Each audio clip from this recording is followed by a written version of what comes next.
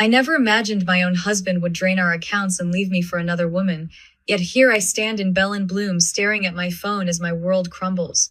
The vintage lamps cast a warm glow over the crystal jewelry displays I'd spent hours arranging, making everything look deceptively normal. My hands shake as I read Daniel's text again. Sorry, but I can't do this anymore. I've moved in with Sophia. I've taken what I need from our accounts.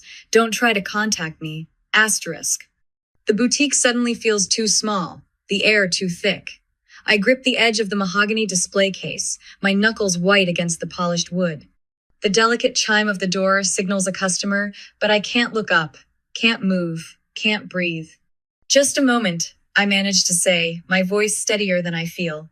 The signs have been there for months, each one a quiet warning I chose to ignore.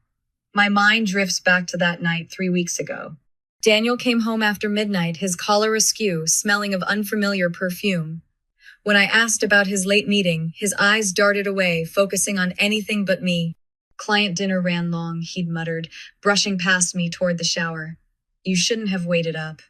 I remember standing in our bedroom, listening to the water run, feeling the distance between us stretch like a physical thing. That was the night I started keeping track. The next day, I found the first piece of evidence. I was organizing receipts in my back office when I discovered the hotel bill from the Renaissance downtown, dated during what was supposed to be his business trip to Chicago. My hands trembled as I slipped it into my desk drawer, starting a collection I prayed I'd never need. Then came the evening at Costello's last week, our favorite restaurant where we'd celebrated every anniversary for the past 15 years. I'd excused myself to the bathroom and taken the long way back, only to freeze at the sound of Daniel's voice from the bar. Everything's arranged, he'd said, his tone hushed and intimate.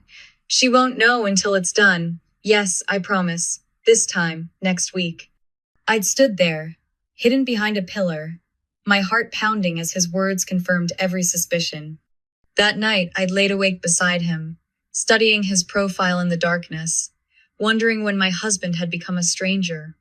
The crystal bracelet in my hands catches the light, sending prisms dancing across the walls. I set it down carefully, methodically, like I haven't just had my life upended. Like I'm not mentally calculating how much he's stolen from our joint accounts. Like I'm not already planning my next move. A customer clears her throat politely, and I finally look up. She's admiring a display of vintage brooches, unaware that she's witnessing the moment my marriage officially ends. I straighten my spine, smooth my blazer, and step forward with a practiced smile. Welcome to Bell and Bloom, I say, as if I haven't just been betrayed by the man I've spent 15 years building a life with. How can I help you today? The next few hours pass in a blur of sales and small talk. I wrap purchases in tissue paper, swipe credit cards, and make easy conversation while my mind works furiously behind the calm facade. Each interaction feels surreal, like I'm watching myself perform in a play while the real me calculates exactly how to dismantle the life Daniel thinks he's escaping. At closing time, I move through my routine with deliberate precision. Each display case is checked twice, every piece of jewelry secured in the safe. I count the day's receipts, update the ledger, and set the security system with steady hands that belie the storm inside me. The neon sign flickers off, casting long shadows across the empty street. My phone feels heavy in my hand as I dial a number I've had saved for months, just in case. The number for Marcus Carter, the city's most ruthless divorce attorney. Marcus Carter's office, a voice answers. This is Evelyn Montgomery, I say, my voice clear and steady. I need to speak with Marcus about initiating proceedings against my husband. I have the evidence we discussed. There's a brief pause. Of course, Mrs. Montgomery. Marcus has been expecting your call. He mentioned you've been gathering documentation? Yes, I reply, my hand resting on my desk drawer where months of evidence waits. Everything's ready. I end the call and look up at my reflection in the boutique window. Behind me, a framed photo of Daniel and me at last year's charity gala catches my eye. We're smiling, his arm around my waist, looking every bit the perfect couple, the perfect lie. The woman in that photo looks naive, trusting, vulnerable. But the woman staring back at me from the window? She's someone else entirely. Someone Daniel never saw coming. I turn away from the photo, my jaw set. Daniel thinks he's orchestrated the perfect escape, leaving me with nothing but memories and empty accounts. But he's forgotten one crucial detail. I've spent the last 15 years building not just a marriage, but an empire. And I've learned that the best revenge isn't served cold. It's served meticulously planned, perfectly timed, and with absolutely no mercy. He has no idea what's coming. The numbers don't lie. I spread the documents across my mahogany desk in Bell and Bloom's back office, each piece of paper another nail in the coffin of my marriage. The vintage lamp casts a warm glow over bank statements, credit card records, and screenshots of Daniel's message evidence I've gathered meticulously over the past 3 months. My hands steady as I cross-reference the transactions. There it is. A $5,000 withdrawal from our joint account on the day he claimed to be in Chicago. The hotel receipt from the Renaissance downtown sits beside it, along with charges from Tiffany and Company and La Perla purchases that never made their way to our home. A birthday gift for Sophia, perhaps? The thought sends bile rising in my throat. "Oh, Daniel," I whisper, tracing a finger over his signature on a lease agreement I discovered just yesterday. "You really thought you covered your tracks." The lease tells its own story. A luxury apartment downtown, prepaid for 6 months using funds from our joint investment account. The same account we built together for 15 years, dreaming of early retirement. Now it's funding his new life with her. My phone buzzes a text from Julia, Daniel's sister. "Need to talk. It's important. Can I stop by? Asterisk." I hesitate only a moment before responding, "Come to the boutique. Back entrance. Asterisk." 20 minutes later, Julia's sharp knock echoes through the quiet store. She enters with a thick manila envelope clutched to her chest, her face drawn with worry and something else determination. "I should have told you sooner," she says, settling into the leather chair across from my desk. But I needed to be sure. The envelope hits my desk with a dull thud. Inside, I find more evidence. Photos of Daniel and Sophia at various restaurants, timestamped during his supposed business trips. Bank statements showing transfers to an account I've never seen. Emails between them discussing their future plans that deliberately exclude me. "Margaret called me this morning," Julia says, her voice tight. "She's on the warpath." As if on cue, my phone rings. Margaret's name flashes on the screen, and I answer on speaker, letting Julia witness what we both know is coming. "How dare you!" Margaret's voice crackles with fury. "Daniel told me everything, how you've been monitoring his accounts, tracking his movements. You're destroying his life." I meet Julia's eyes across the desk, and something shifts inside me.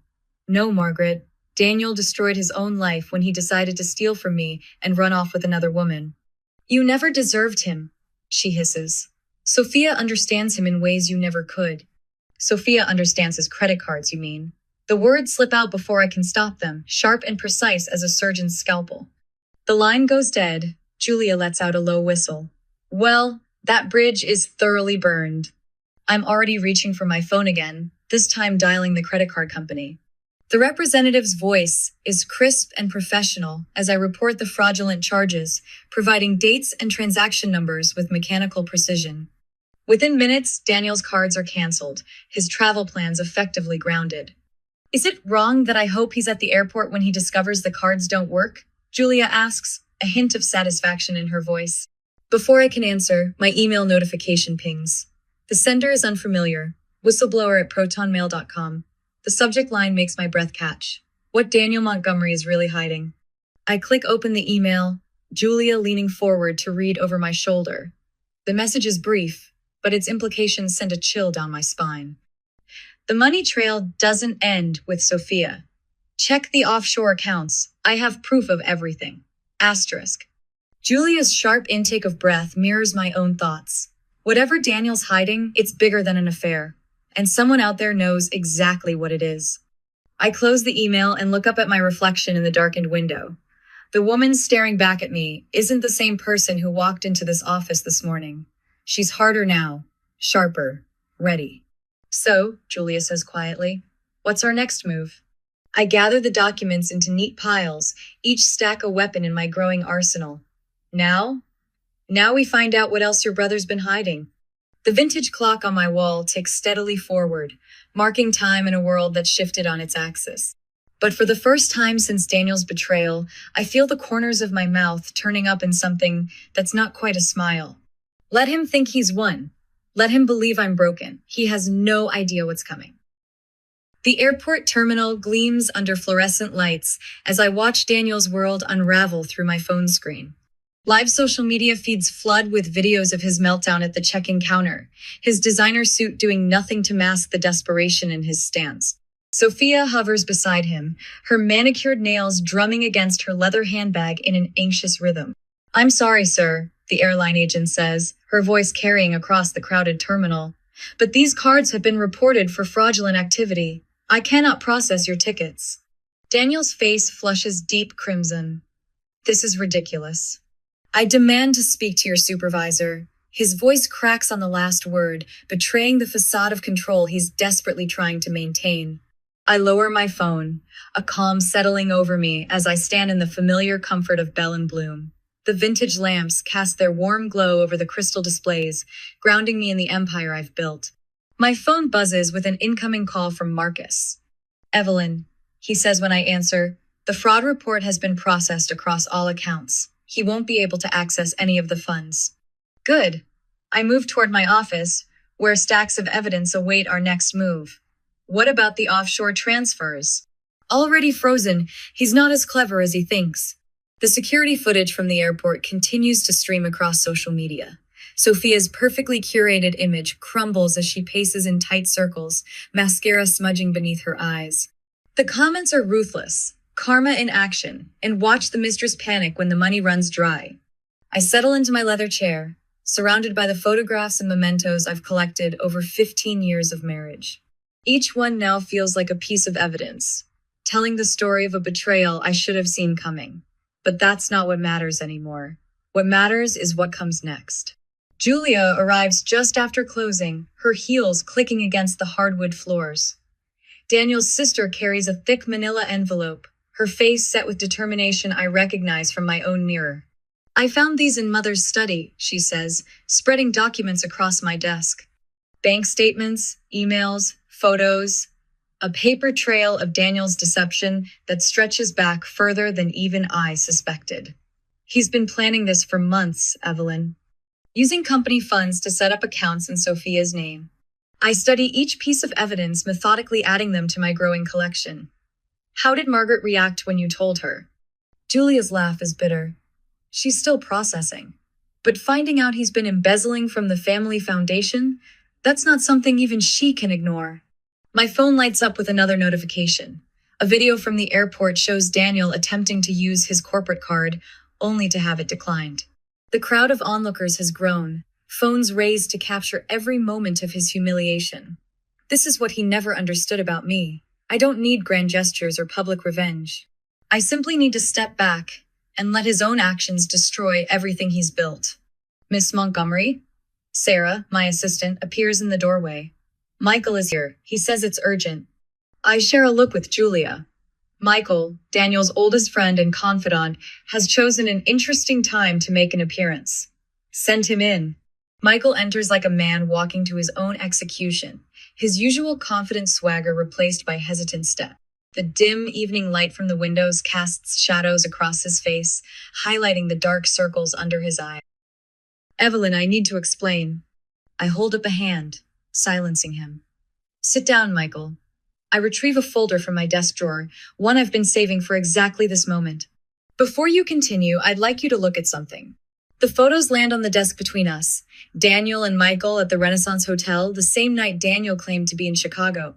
The timestamp matches perfectly with the hotel receipt I'd found weeks ago. Michael's face drains of color. "You knew," I say, my voice steady. "You helped him plan all of this." I didn't." He swallows hard, his eyes darting between me and Julia. "He said it would be clean, quick, that you'd never even know until it was done." "And you believed him?" Julia's voice drips with disdain. "You really thought our brother could pull this off without leaving a trail?" Michael stumbles out shortly after, leaving the weight of his confession hanging in the air. Julia and I barely have time to process before my phone's up with a news alert. The local station's live stream shows Margaret, Daniel's mother, standing at a podium in the community center where she served as board chair for 20 years. Her hands grip the edges of the podium, knuckles white against the dark wood. As a mother, admitting your child's failures is perhaps the hardest thing you'll ever do. Her voice wavers but doesn't break. But as chair of this foundation, I have a responsibility to address the financial irregularities we've discovered. I watch the screen, barely breathing, as Margaret methodically outlines every manipulation, every lie, every betrayal. The woman who once defended Daniel against any criticism now stands as his most damning accuser. When the broadcast ends, I find myself alone in my office. The weight of everything, the betrayal, the evidence, the victories, both small and large, suddenly crashes over me. My hands shake as I open my desk drawer, pulling out the leather-bound journal I started the night I found that first hotel receipt. Tears blur my vision as I write, not of pain or loss, but of release. Each word feels like stepping out of a cage I didn't know I was in. The boutique is silent around me, but I feel the presence of every person who stood by me. Julia, Marcus, my loyal staff, and now, surprisingly, Margaret. A soft knock at the door makes me look up. Sarah enters with a USB drive in her hand. This just came from IT. They recovered the audio from Daniel's office computer. My heart stutters as I take the drive. This is it, the final piece we've been waiting for. I plug it in with steady hands, and Daniel's voice fills the room, casual and cruel as he details his plans to Sophia.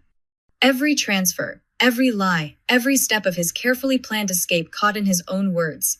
Send this to Marcus, I tell Sarah, already reaching for my phone. It's time to gather everyone for what comes next. The evidence is assembled, the players are in position, and Daniel's carefully constructed facade is about to shatter completely. Tonight, in the quiet of Bell and Bloom, surrounded by the empire I built and the truth I've uncovered, I feel something shift inside me. The woman Daniel tried to leave powerless and alone is gone.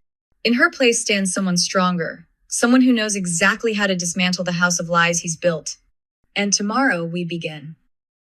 Marcus Carter's office smells of leather and authority. I spread the documents across his mahogany desk, bank statements, text messages, hotel receipts, piece of evidence meticulously organized in chronological order. My hands are steady as I lay out the final photo taken by my private investigator. Daniel and Sophia entering the Renaissance Hotel last Thursday, his hand possessively on her lower back. File everything, I tell Marcus. I want the accounts frozen by noon. He studies the evidence, his expression hardening. This is excellent work, Evelyn. Daniel won't know what hit him. I check my watch. 8:47 a.m. By now, Daniel should be walking into his morning meeting, unaware that his world is about to implode. My phone buzzes. A news alert. I click the link, and there he is, standing at a podium in the downtown Marriott's conference room. His tie is crooked, his usual polish absent as he addresses the hastily gathered press. These allegations are completely false, he's saying, but his voice wavers. My wife Isis attempting to destroy my reputation out of spite. I've done nothing wrong. Julia sends me a text. Asterisk. He's drowning. Asterisk. I watch as a reporter raises her hand. Mr. Montgomery, can you explain the series of large withdrawals from your joint accounts last week? And your stay at the Renaissance Hotel with Miss Parker while you were supposedly in Chicago? Daniel's face flushes. He tugs at his collar, eyes darting.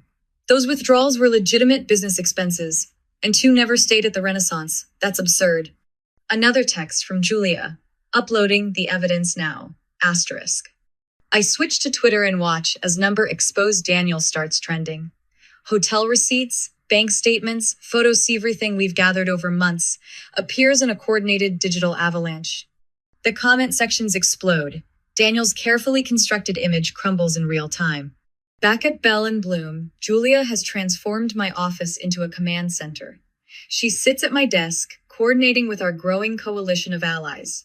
3 laptops display different social media feeds while she rapidly types on her phone. Claire from accounting just sent over 5 years of irregular expense reports, Julia says, not looking up. And Thomas is ready to go public about the Chicago deal. The door chimes and Sarah Martinez, Daniel's former executive assistant, walks in. Her face is set with determination as she places a USB drive on my desk. Everything I documented over the last 2 years she says. The altered meeting minutes, the business dinners that never happened, it's all here. Thank you, Sarah. I squeeze her hand. I know this isn't easy. He deserves what's coming, she replies firmly. We all saw who he really was. We just didn't want to believe it. My phone rings. It's Margaret, Daniel's mother. I let it go to voicemail. She's chosen her side, and I have more important matters to handle.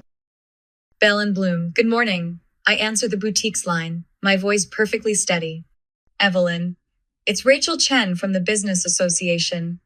We need to discuss Daniel's position on the board. Are you still attending tonight's event?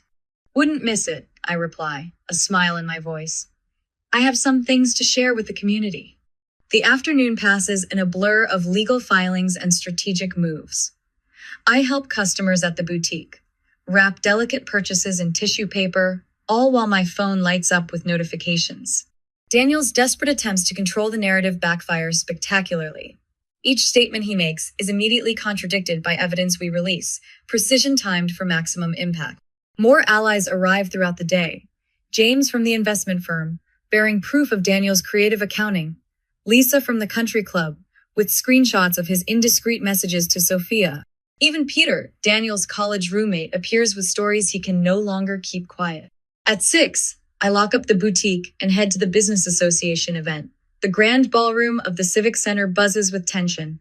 I spot Daniel across the room, huddled with his remaining allies. Their circle has grown noticeably smaller. State Senator Wilson approaches me, his handshake firm. Evelyn, I believe we need to have a discussion about the Urban Development Committee, in light of recent revelations. Revelations. I meet his gaze steadily. Of course, Senator. I think you'll find I have some valuable insights to share. The evening unfolds exactly as planned. One by one, Daniel's business associates distance themselves. I watch from across the room as he becomes increasingly isolated, his phone clutched like a lifeline.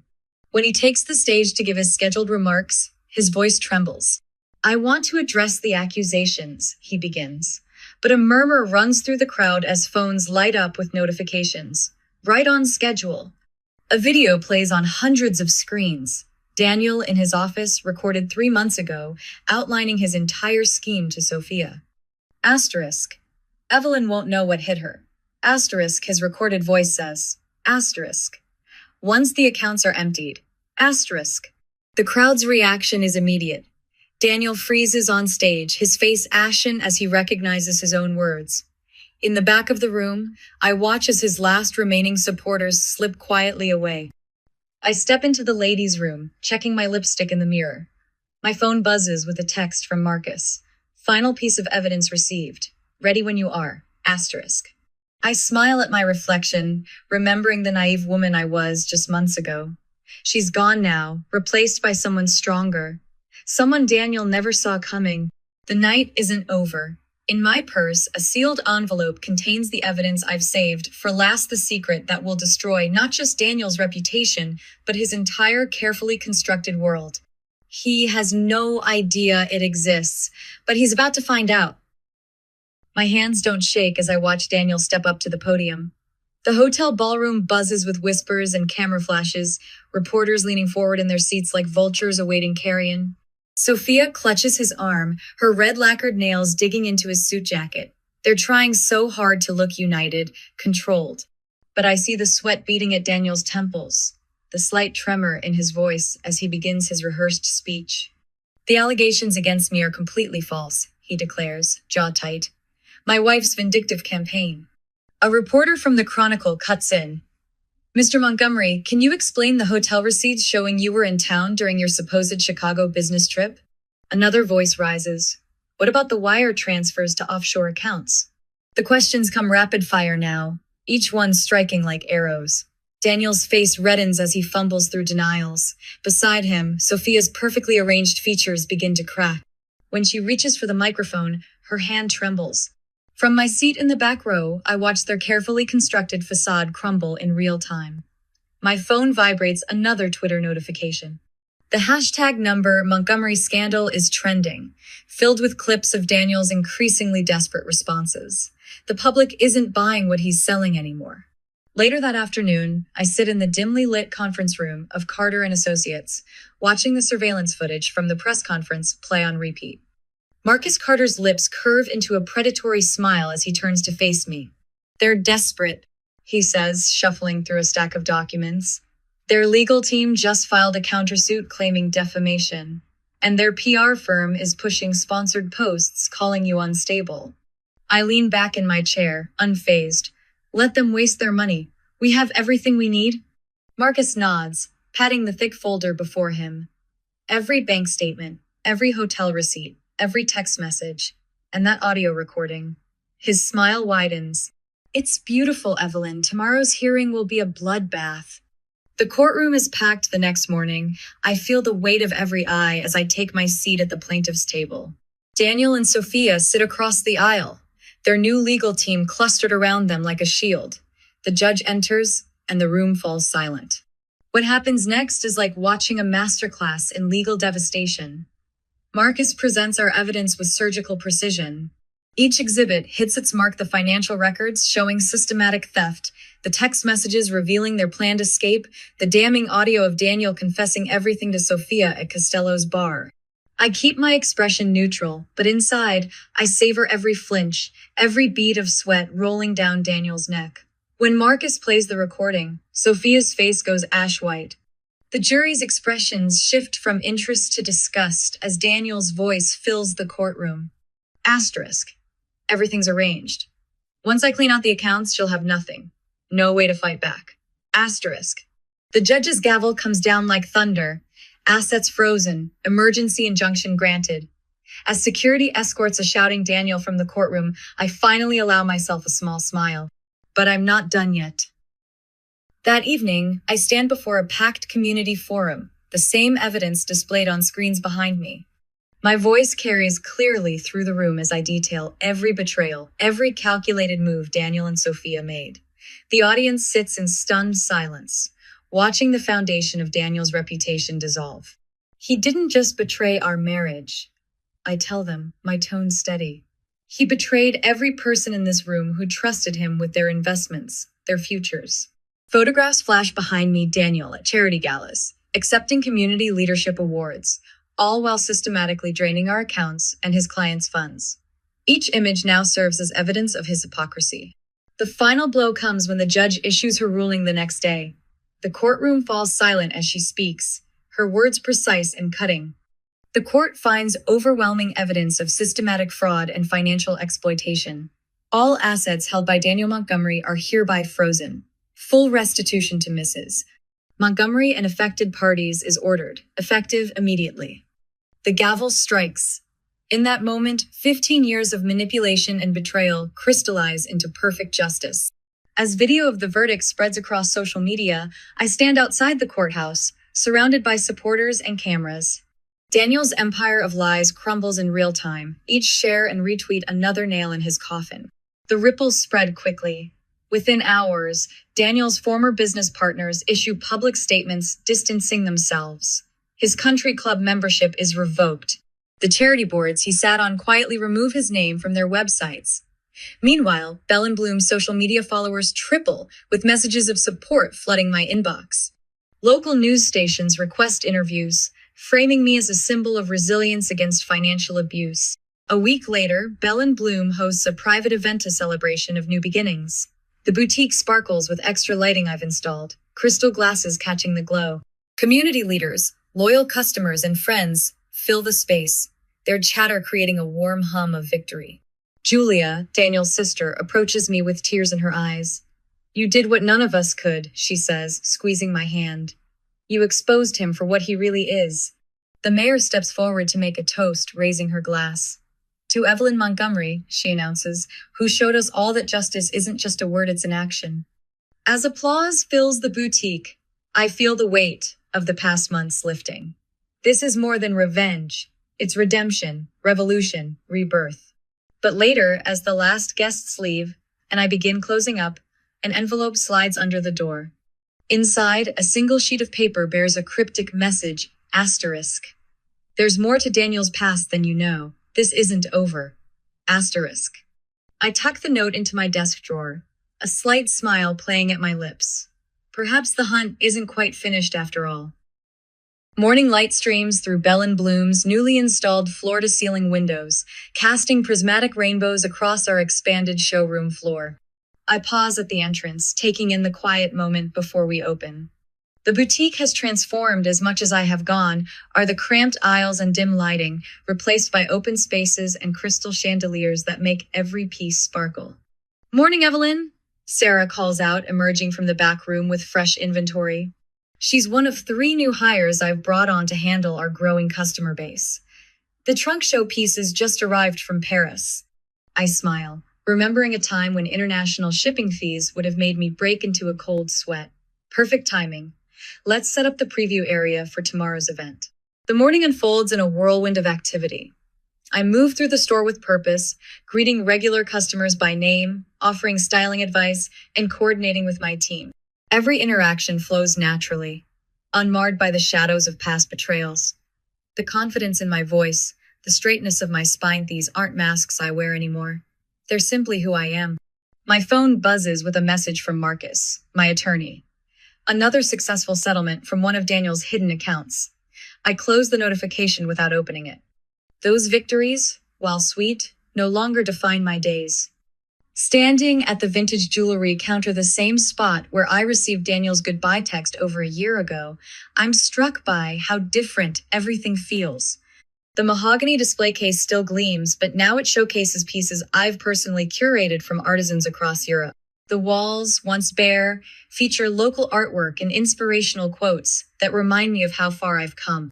"Miss Montgomery?" A tentative voice pulls me from my thoughts. I turn to find a young woman, perhaps early 30s, clutching her purse like a lifeline. I recognize that look in her eyes. I used to see it in my mirror. "Isabella, right? Please call me Evelyn." I gesture toward my office. "Would you like some tea?" She nods, following me to the private consultation area I've created for moments exactly like this. The space is warm and inviting, with comfortable chairs and soft lighting. I close the door, giving us privacy from the bustling showroom. "I can't believe you're actually meeting with me," Isabella says, perching on the edge of her seat. "After reading about your story in Business Weekly, you realize you're not alone." I finish gently, pouring us both cups of Earl Grey. "Tell me what's happening." For the next hour, Isabella shares her story, a familiar tale of gaslighting and financial manipulation by her business partner. I listen, offering practical advice when needed, but mostly giving her the space to be heard. When she mentions gathering evidence, I share my own experience with documentation and legal preparation. "I thought I was crazy for keeping screenshots," she admits, wiping away tears. "You're not crazy," I say firmly. "You're smart, and you're stronger than you know." The boutique transforms as evening approaches, fairy lights twinkling to life as my team prepares for our annual community gathering. What started as a small celebration has grown into something magical. The space fills with familiar faces, loyal customers who stood by me, fellow business owners who offered support, even former critics who've become allies. Julia, Daniel's sister, arrives early to help arrange the catering. She catches my eye and grins, both of us remembering how she showed up at my door with a box of damning evidence against her own brother. Now she's my partner in the coastal expansion project. "Remember when you thought you'd have to sell this place?" she asks, arranging fresh flowers in vintage vases. I laugh, the sound easy and genuine. Now we're opening 3 more. Margaret's entrance creates a ripple of warm greetings. Daniel's mother has become an unexpected cornerstone of our community, her own journey of breaking free from manipulation inspiring others. She makes her way through the crowd, stopping to hug Isabella, who stayed to join the celebration. To Evelyn, Margaret raises her glass later in the evening, her voice carrying across the room. Who showed us all that the end of one story is just the beginning of a better one? The cheers and clinking glasses fill the space with joy, but it's the conversations that follow that matter most. Women sharing their own stories of triumph, offering support to those still finding their way, building connections that will last beyond this evening. Later, I stand on the boutique's newly added balcony, watching the sunset paint the city in shades of possibility. My journal rests open on the small table beside me, its pages filled with plans for our upcoming expansion to the coast. A gentle breeze carries the scent of blooming jasmine from the rooftop garden, another dream realized. The woman I was a year ago would never have imagined this moment. She was too busy surviving to envision thriving. But standing here now, I understand that freedom isn't just about escaping what holds you back. It's about creating something new, something entirely yours. I close my journal and take one last look at the cityscape before heading inside. Tomorrow brings new challenges, new opportunities, new chances to help others find their own path to freedom. And I'm ready for all of it.